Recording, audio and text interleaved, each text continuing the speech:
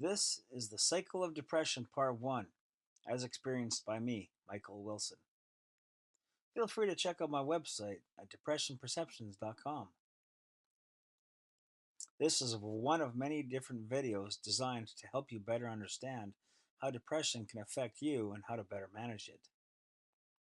As the entire chart is uploading, you can see how a typical depression cycle might look.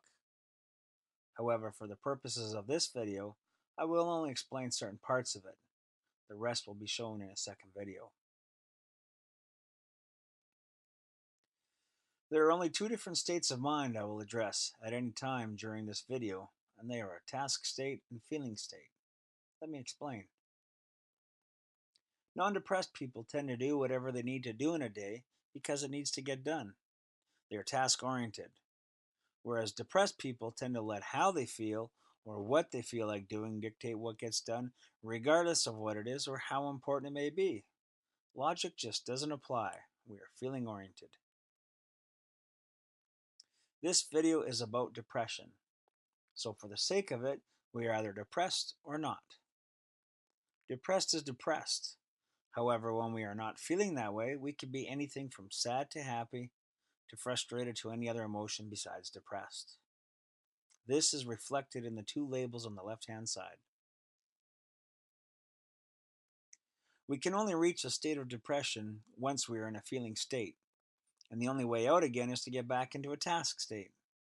The two are not interchangeable. This, of course, does not mean that we automatically become depressed once in a feeling state. It is just a precursor to it, should we choose to do nothing else to improve our state of mind. Once in a feeling state, what we feel like doing in a day tends to become more of a priority rather than what needs to get done. This is the first stage of becoming depressed. Once in this place, we start preserving effort. Effort is a precious commodity when we are depressed, and to us, it feels like it is in limited supply. So we conserve it and do only what we feel we must. We take the path of least resistance in all areas of life and waste as little effort as possible. Anything needing to be done gets analyzed first to see if doing it is worth the effort. Most of the time the answer is no, but if we do decide to expend some, we tend to use as little as possible. We cut corners sometimes and don't complete tasks fully or thoroughly.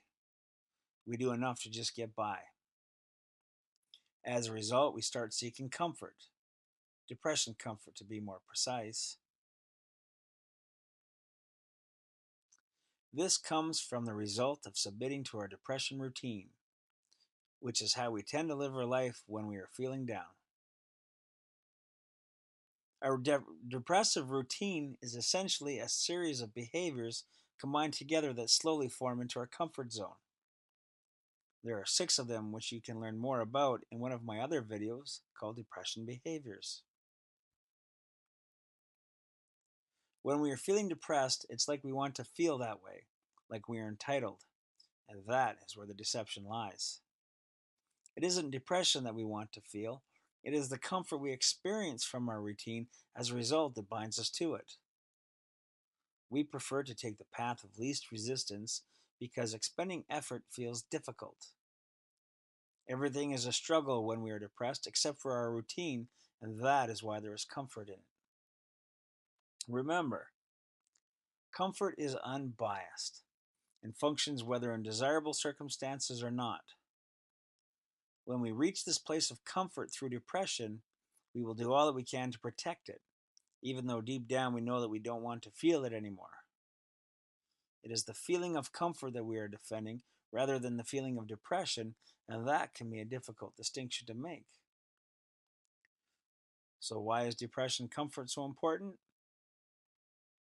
Because when experiencing depression comfort, whether we realize it or not, we make a decision.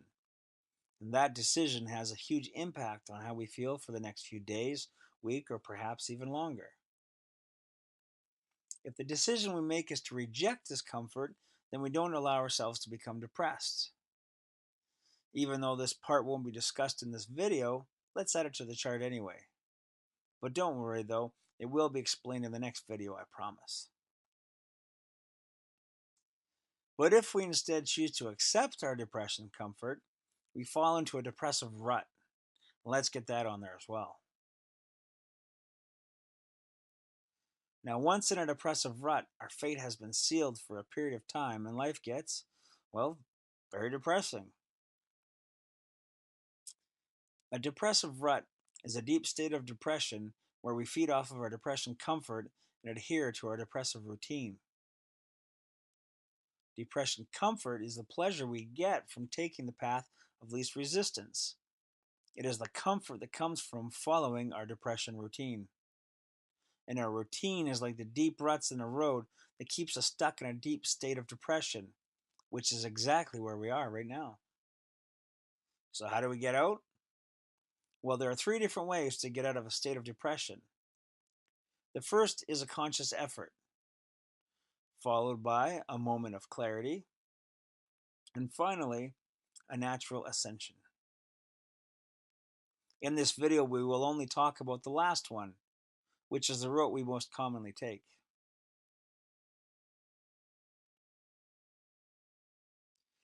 A typical natural ascension can last a few days, a week, or even longer, and really does just seem to happen. The depressive fog simply lifts and we overcome feeling depressed. I would usually wake up feeling this way, actually.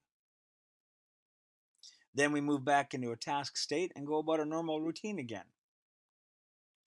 It is like our hope tank has been refueled, and we're happy to be free to go about our day with excitement again. When this happens, though, is as predictable as the weather, and everybody is different. From this awesome place, we go about our normal routine, which is how we spend our days when not feeling depressed, and is essentially everything we do while in a task state. As our hope tank refuels, so does our personal power.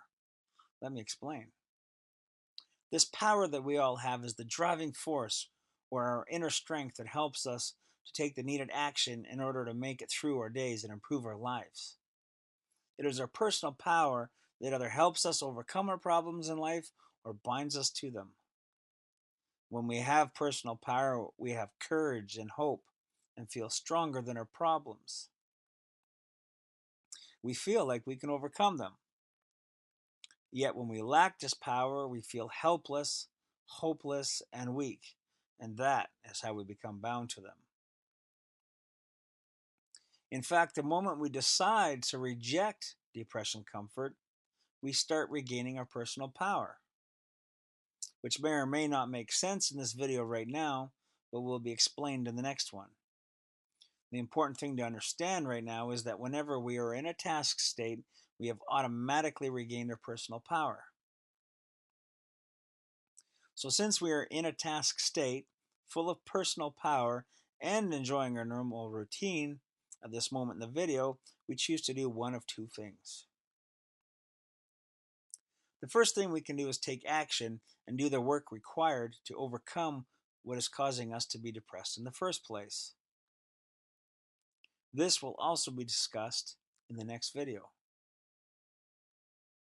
Since this video focuses on a typical cycle of depression and nothing more, I will explain what happens when we take the second option and do nothing but enjoy our normal routine while it lasts. We go out, have fun, engage with others, and do whatever it is we do when we are in a task state because we have overcome feeling depressed. This is our normal. But if we have not healed and overcome what is causing us to be depressed in the first place, our happiness won't last. And eventually, at some point, the cycle risks repeating itself as we fall back into a feeling state again. One side effect of this is the loss of our personal power.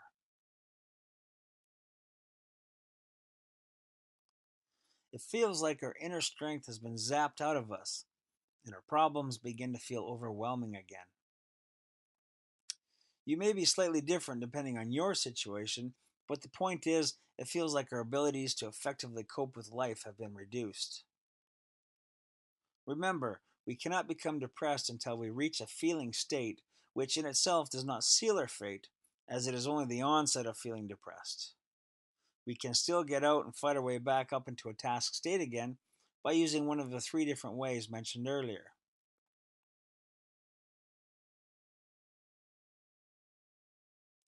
Once in a feeling state, we start being exposed to our depression comfort.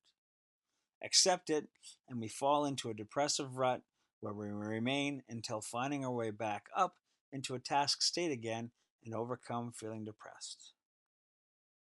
This, my friends, is how a typical cycle of depression happened to me, and now you understand how a natural ascension works. Feel free to check out my second video on the remaining 2 ways to overcome feeling depressed called The Cycle of Depression Part 2. Thanks for watching my video.